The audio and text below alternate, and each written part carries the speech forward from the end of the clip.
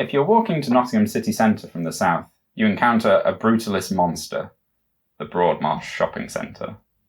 Its bleak, unfriendly features guard the city, dissuading visitors from venturing further north. It's like a brown gate of Nottingham? Save us. To give the architects credit, it looks like they designed it for the long term, so it could become an effective fortress in a post-apocalyptic Britain, from which the city's survivors could defend themselves against the cannibalistic warrior gangs that quickly took control of the suburbs after the bombs fell and food became scarce. It was built during the Cold War, so maybe this was an actual consideration. Thankfully, such a future is no longer a real possibility.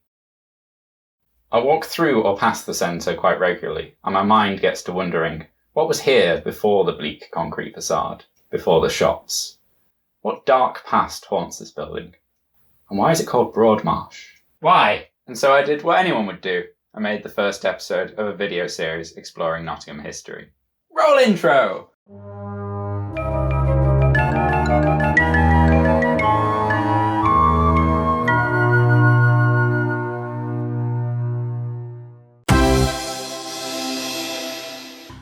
Fascinating history. Broadmarsh. 2,000 years ago, this was marshland. Chapter 1. The Marsh. Until the mid-19th century, what is now Nottingham city centre was the entirety of Nottingham. You can walk along the approximate old boundary of the town today in about 45 minutes. Medieval towns were often fortified. Nottingham had town walls extending north from the castle along Butt Dyke and Backside, unfortunately renamed Park Row and Parliament Street, and down the eastern side of town. The last remaining ruins of the wall are in the basement of the Chapel Bar Premier Inn. You can look through a window and see it from outside. To the south, however, the town was protected by sandstone cliffs and the River Leen, which created an area of marshland. Locals imaginatively called the western half of the marsh, the wider half, Broadmarsh, in contrast to the thinner eastern half, which they called Narrow Marsh. Marshes are, obviously, not the best place to build. Nevertheless, some people set up shop here, mainly tanners and litsters, who benefited from being near the river. The stench from the tanneries was apparently so awful it even repelled rats, so the area was little affected by the Great Plague. While the plague ravaged other areas of England, Nottingham's residents went to live in the marshes, and so most of them survived. Next time I'll get you all. You can visit the remains of a tannery as part of the City of Caves attraction, and the tanners live on in the name Tanner's Walk, the stretch of Broadmarsh home to Heron Foods, Wilko and Creme Café. The litsters, the dyers, live on in the street named Listergate. Up until the 19th century, Listergate was a steep, boggy hill with an open sewer running down the middle. Stepping stones and wooden planks either side of the central sewer allowed people to walk the street without getting too mucky. There are records of drunk people falling into the fecal bog on their walk home from a night out and drowning. The use of gate in Nottingham street names is a relic of Danish influence from the Viking Age. Gate comes from gata, Old Norse for street. During the Danelaw period of England's history, Nottingham was one of the 5 boroughs where the Vikings settled and a Jarl ruled. Chapter 2. The Friars. Franciscan friars first travelled to England in 1224, and by 1230 they'd set up a priory in Nottingham with assistance from King Henry III. The priory grounds included all of what is now the shopping centre, south to the banks of the River Leen, roughly where Canal Street is today. 300 years and 5 King Henrys later, Henry VIII split from the Catholic Church, established the Church of England, and disbanded Catholic monasteries and friaries across the country, seizing their land and assets for the Crown. On 5th of February 1539, Nottingham Greyfriars was surrendered to the King. Hello, darkness, my old friend. By 1750, it had been demolished and replaced by a lead factory. We don't know how big or impressive the priory building was. Perhaps if its ruins had been preserved over the centuries, Nottingham might have had a spot similar to York's Museum Gardens, where the picturesque ruins of St Mary's Abbey stand.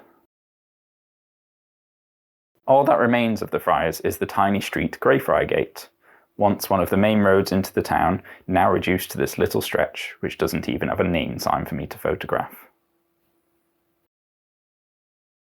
There was another priory to the north, a sanctuary of Carmelite Whitefriars, The site on Friar Lane is now occupied by the strip club Flirts. Satan is winning the war against God. Chapter 3, Drury Hill.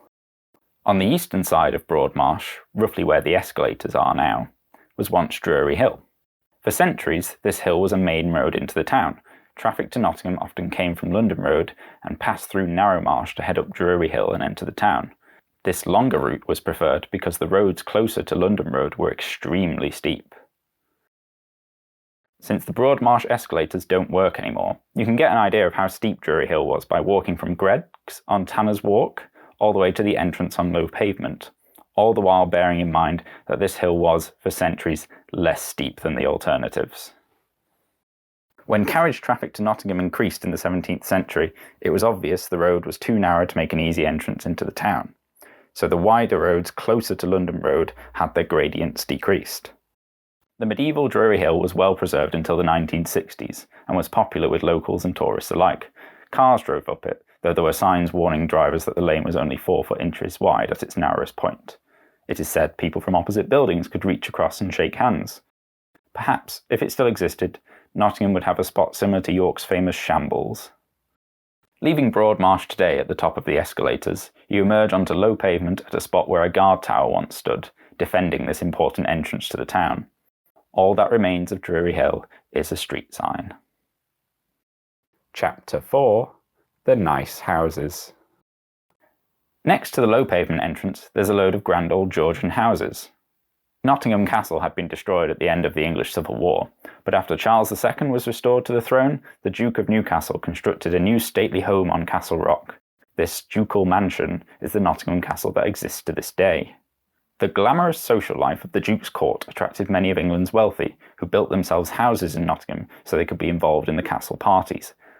Back then, you couldn't get a bus, taxi, tram or train home after a night out, so if you were rich enough, you just built yourself a house in the town where you wanted to party.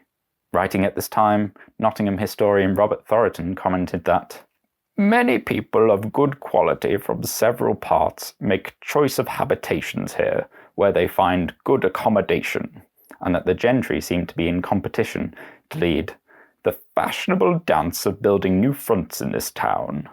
This is why Nottingham has a lot of nice 18th century houses scattered about. Besides the castle, the other social centre for Nottingham's gentry was the assembly rooms on low pavement, so, of course, impressive buildings were built near this establishment. So, let's go through the buildings next to our ugly shopping centre. First there's this building, 24 to 26 low pavement, the Vault Hall, now a Jamie's Italian, which has extensive caves beneath it. With the restoration of the monarchy after the Civil War came a new period of religious oppression. Nottingham nonconformists used the Vault Hall's cellar caves as their secret meeting place. After the Glorious Revolution of 1688, nonconformists gained the right to congregate, so the Nottingham group emerged from hiding and founded the High Pavement Chapel, which is now a bar, the Pitcher and Piano. Willoughby House, now a Paul Smith outlet, was built by Rothwell Willoughby, the brother of Lord Middleton, who owned Wallerton Hall. At the back of the house is a pleasant garden which, back in the day, would have extended down the hill and been shared with the house of his nieces, Elizabeth and Cassandra Willoughby. The house was possibly, maybe, approximately where Fopp is now. When their brother Francis inherited Wallerton Hall, he asked Cassandra to become its housekeeper, and she spent 25 years restoring the building and cataloguing her late father's zoological and botanical collections. Wallerton Hall is one of the coolest buildings in the country, and was used as Wayne Manor in The Dark Knight Rises. Inside, it is now a natural history museum. The rest of the street is worth looking at, but I didn't find any interesting info about them. Enfield House was home to several generations of Nottingham town clerks, but I know that's not a super exciting fact. All that remains of the assembly rooms, once the venue for some of the most exclusive social events in Nottingham, is this front wall with its columns, now part of Marks and Spencer's. By 1750, Nottingham had become an elegant town of around 2,300 houses and a population of around 11,000. Comfortably spaced out with large gardens, pastures and orchards, tourists of the time were delighted by the town's cleanliness, greenery and fresh air. Even then, having such greenery in a town centre was a rare sight. But something was coming. Something that would transform Broadmarsh and Nottingham and the world forever, and lead us to the shopping centre of today.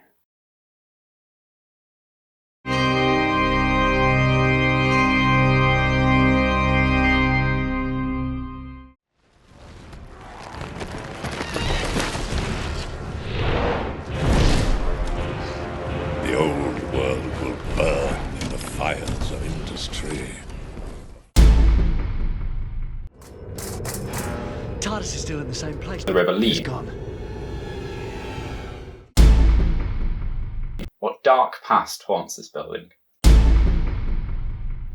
This video is a product of me falling down a local history wormhole, which began online with the websites of the Nottingham Hidden History Team, Notts History and the Thoroton Society, and led me to the local history sections of Bromley House Library and the Five Leaves Bookshop, so these knowledge repositories deserve a special thank you. Thank you. Thanks for watching.